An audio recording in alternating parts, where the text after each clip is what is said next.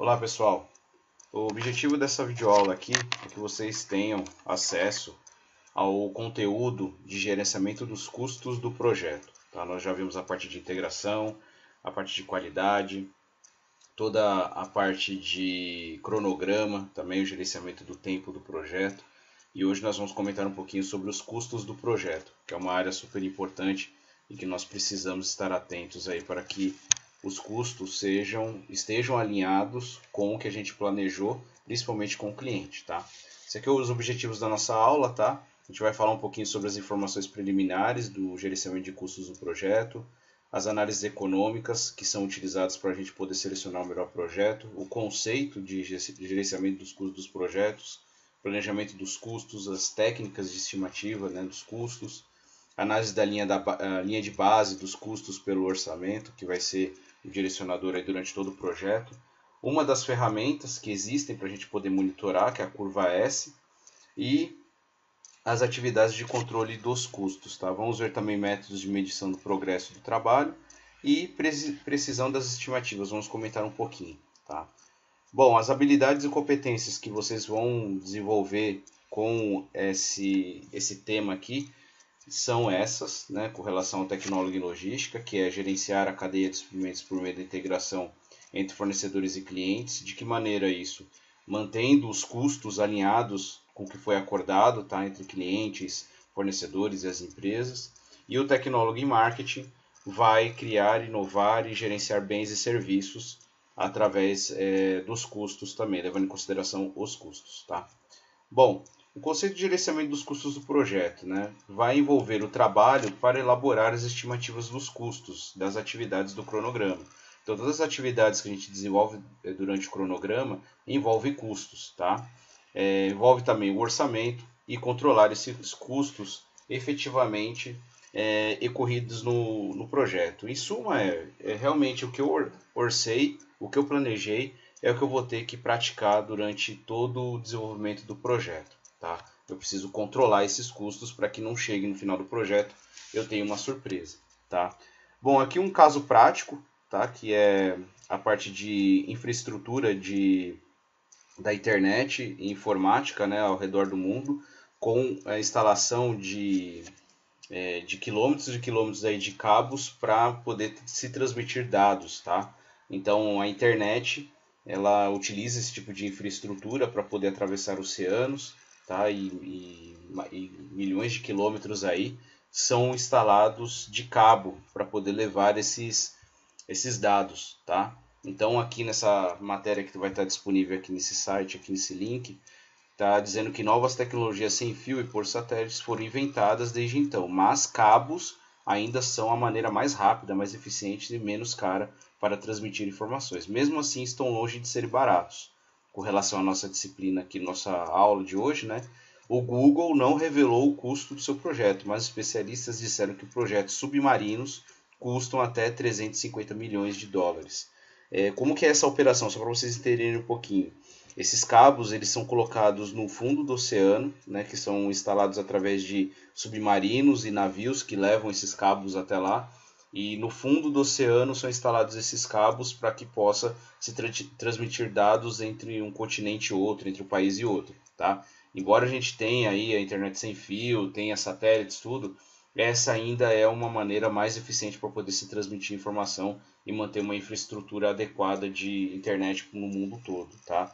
Então, empresas como a Google, IBM, enfim, outras empresas aí grandes do mercado desenvolvem esse tipo de projeto para poder manter uma infraestrutura adequada de transmissão de dados, tá bom? É um caso prático aí da gestão de custos em projetos. Bom, algumas informações preliminares para a gente poder gerenciar projetos, tá? No ambiente organizacional, diversos projetos precisam ser executados e gerenciados ao mesmo tempo. Geralmente as empresas têm mais de um projeto para poder monitorar. A seleção desses projetos, geralmente, quando você planeja, quando você tem ideia de desenvolver um novo produto, um novo processo, né, um novo projeto, você precisa escolher entre eles. Então, não são todos os projetos que são colocados em prática. E para isso, o que você precisa fazer? Você precisa escolher. Né? Então, pressupõe a escolha de um projeto em detrimento ao outro. e principalmente na área de custos. A área de custos, o custo ele é uma variável muito importante para você poder selecionar um projeto. E geralmente a análise de viabilidade econômica do projeto é realizada anteriormente ao seu início, tá? O que é análise de viabilidade econômica? A análise de viabilidade econômica é um estudo que é feito para que se possa selecionar um projeto em detrimento de outro, tá? Então, como eu disse, né, eles vão medir, essas análises econômicas vão medir e analisar o determinado investimento se são viáveis ou não, tá? Principalmente depois de colocado em prática esse projeto, esse produto, ele precisa trazer retorno para a empresa, tá? E aqui alguns exemplos, tá? Eu vou citar alguns exemplos aqui, pessoal. A gente não vai se aprofundar em nenhum deles, mas simplesmente para vocês saberem que existe esse tipo de ferramenta no mercado. E geralmente é feito pela área financeira, tá? Que são o valor presente líquido, né? Que vai trazer o valor de futuro desse projeto para os dias atuais, descontando as taxas aí para ver se esse projeto é viável ou não. Existe a taxa eterna de retorno também, que é a TIR, que é um outro método, né, para poder analisar isso, e o índice de benefício-custo, que é o IBC, né, que vai medir o benefício comparado com o custo que eu vou ter no projeto. Tá? Existem outras metodologias, outras ferramentas para análise de viabilidade econômica, mas aqui não é o nosso foco, tá? É simplesmente para vocês saberem que existem e são algumas das metodologias utilizadas pelas empresas, tá? O planejamento dos custos, pessoal, quando a gente planeja custos, o que a gente busca desenvolver, né? A gente vai calcular os custos estimados, né, para os recursos que são identificados. Então, todos os recursos que eu vou utilizar dentro do meu projeto, tais como máquinas, computadores, máquinas, equipamentos, a mão de obra, também se eu vou terceirizar ou não o serviço. Todos esses recursos têm um custo ligado a eles e eu preciso ver uma maneira, né, eu preciso coletar essas informações para que eu possa desenvolver as atividades do projeto, tá? Calcular reservas de contingência. Então, contingência, o que é, pessoal? É tudo que não estava planejado. Então, alguma emergência que surge, às vezes uma contratação emergencial, um aluguel de um equipamento que não estava orçado. Então, eu preciso calcular algumas margens aí para que eu possa ter uma reserva de custo, um orçamento, uma reserva financeira para que eu possa arcar com esses riscos, para que eu não impacte negativamente a entrega do meu projeto, tá? E eu preciso consolidar esses custos para compor o orçamento do projeto. Então, tudo que eu tiver de custos mais as reservas, né, que são aí essas margens que eu vou precisar, isso aí vai compor o orçamento do meu projeto, tá? Bom, e algumas técnicas de estimativas de custos que nós temos estimativa por analogia, o top-down, que é de cima para baixo, que são informações históricas de outros projetos semelhantes que eu tenho, né, alguns outros projetos que eu tenha desenvolvido. Então eu vou analisar também esses custos na verdade, já pratiquei em outros projetos, eu posso utilizar no projeto atual para que eu possa ter uma noção. Eu tenho a estimativa bottom-up também, que é de baixo para cima, aí, que são agrupamento dos custos das estimativas do projeto, que na verdade aí é um custo mais operacional. Então, o que eu pratiquei, principalmente na operação, na execução de determinadas atividades ao longo do projeto, eu posso utilizar também como histórico e direcionador. E alguma estimativa paramétrica, que é o que geralmente é utilizado, tá? Que é a multiplicação da quantidade de qualquer trabalho que eu tenha para desenvolver pelo custo histórico da unidade. Então, por exemplo, vamos supor que para desenvolver o módulo de um software, por exemplo, a quantidade de horas para poder desenvolver esse módulo do software são 10 horas. E cada hora, para poder se desenvolver isso daí, custa R$50. Então, vou multiplicar essas 10 horas por R$50, que vai me dar um custo aí de R$500. Custo por metro quadrado também, custo por metro cúbico desenvolvido, custo em construção, né, como eu estava dizendo para vocês, por metro quadrado. Então, pintura, a parte de instalação de piso, paredes, né, construídas. Então, são todos os tipos de estimativas paramétricas que eu utilizo para poder fazer um projeto. Outro exemplo também dentro da temática de vocês que é a parte de edição de vídeos. Então, por exemplo, para editar um vídeo eu demoro 2 horas. Por hora, eu cobro R$ 50, por exemplo, por hora para poder editar um vídeo. Então, 2 horas, R$ 100. Então, esse é o tipo de estimativa paramétrica, que você vai multiplicar a quantidade de trabalho pelo custo histórico da unidade, tá? Bom, análise da linha de base dos custos pelo orçamento, tá? O que vai envolver? A linha de base dos custos é o agrupamento dos custos estimados, né, das atividades do cronograma. Então, são as atividades que eu vou utilizar ao longo do tempo, né, e os custos dessas atividades. E também vai representar a adição de reservas e contingências. Como eu estava falando para vocês, eu preciso ter uma reserva para qualquer tipo de emergência que eu tenha ao longo das atividades. Tá? Vamos supor que eu estou desenvolvendo um projeto e por alguma condição climática adversa, eu tenho aí, sei lá, alguma emergência que impactou no andamento do meu projeto. Então eu preciso ter esse orçamento reservado, tá? Essa reserva da contingência, né, para utilizar em mudanças inesperadas, como eu estava dizendo para vocês, tá? E utilizada somente com autorização da diretoria ou presidência. Eu não posso utilizar essa reserva de contingência a esmo, tá? Eu preciso ter realmente autorização para poder utilizá-la. E o orçamento do projeto, o que ele vai compor? Ele vai ser a linha de base do projeto, né, que é o que a gente tem aqui, mais a reserva de contingência. Isso daqui vai ser o orçamento total do meu projeto para que eu possa iniciar aí as atividades, tá? Bom, eu tenho existem algumas ferramentas que vocês provavelmente já devem ter conhecido, já devem ter visto, que são utilizadas para poder se gerenciar os custos dos projetos. Uma delas são as famosas planilhas de custos, que são utilizadas tanto com Excel, né, que vocês têm aí, o Google Planilhas também, e outras milhares de ferramentas que nós temos dentro dos ERPs das empresas, que são SAP, Oracle, enfim. Então nós temos aqui, né, como vocês já devem ter visto, a gente consegue planilhar aí os custos que são incorridos no projeto ao longo do tempo, tá? Tem a atividade desenvolvida e o custo dela, tá? Aqui é somente um exemplo. Um outro tipo de ferramenta que nós utilizamos é a curva S dos custos acumulados, que representa graficamente os custos realizados e acumulados durante o tempo das atividades do projeto, tá? Que ele tem esse comportamento aqui, é curva S porque ele tem esse formato aqui, né, de um S, né? Então no início do projeto nós temos aí, aqui no caso, o tempo, né? E aqui os custos, né, em mil e milhões, né? Então no começo do projeto você vê que o custo é bem baixinho, depois ele vai, à medida que você vai desenvolvendo as atividades, ele vai aumentando, tá vendo?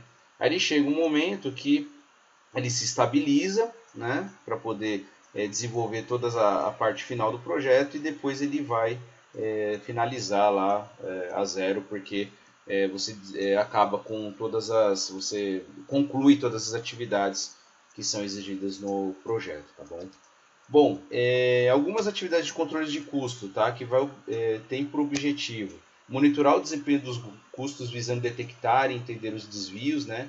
Se o meu custo ele sai do que eu tinha planejado, eu preciso documentar isso junto ao cliente, junto à equipe de projetos, entender o que aconteceu para que aquele custo pudesse estourar o orçamento que estava previsto no início, tá?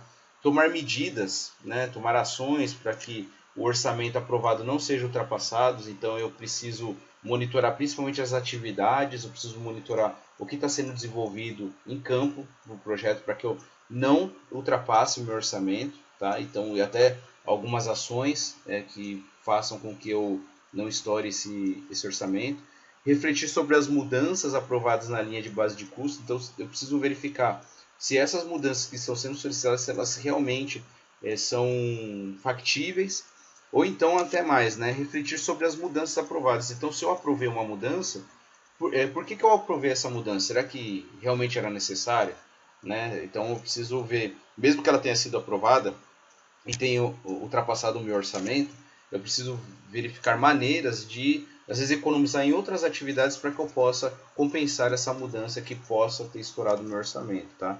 Aqui evitar as mudanças inadequadas, né?